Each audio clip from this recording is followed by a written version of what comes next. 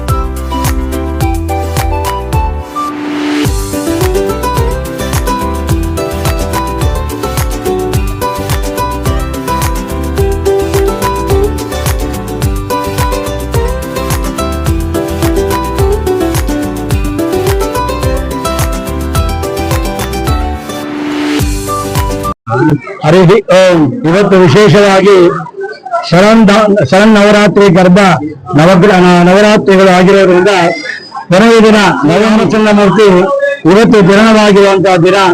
ವಿಶೇಷವಾಗಿ ನಮ್ಮ ಈ ಭಾರತ ದೇಶ ಮತ್ತು ಎಲ್ಲವೂ ಕೂಡ ಪ್ರಪಂಚದಲ್ಲಿ ಈ ವ್ರತವನ್ನ ಆಚರಣೆ ಮಾಡುವುದಕ್ಕಾಗಿ ನಮ್ಮನ್ನೆಲ್ಲ ಉದ್ಧಾರ ಮಾಡುವುದಕ್ಕಾಗಿ ರಾಕ್ಷಸ ಸಂಹಾರವನ್ನು ಮಾಡಿ ನಾವು ಮನುಷ್ಯರಾಗಿ ಹುಟ್ಟಿ ಯಾವ ರೀತಿ ನಾವು ಬೆಳೆಯಬೇಕು ಅನ್ನೋದನ್ನ ತೋರಿಸಿ, ಎಂತಹ ಶಕ್ತಿಶಾಲಿಯಾಗಿದ್ದರೂ ಕೂಡ ಅವನು ಬೆಳೆದರೆ ಅದನ್ನು ಹೇಗೆ ನಾಶವನ್ನು ಮಾಡಿ ಧರ್ಮವನ್ನು ಹೇಗೆ ನಿಲ್ಲಿಸಬೇಕು ಅದೇ ರೀತಿ ಅವನು ಮನುಷ್ಯ ರೂಪದಿಂದ ಆ ಭಗವಂತನೇ ಸಾಕ್ಷಾತ್ಕಾರವಾಗಿ ಬಂದು ನಮ್ಮೆಲ್ಲರನ್ನೂ ಕೂಡ ಉದ್ಧಾರವನ್ನು ಮಾಡಿದ್ದಾರೆ.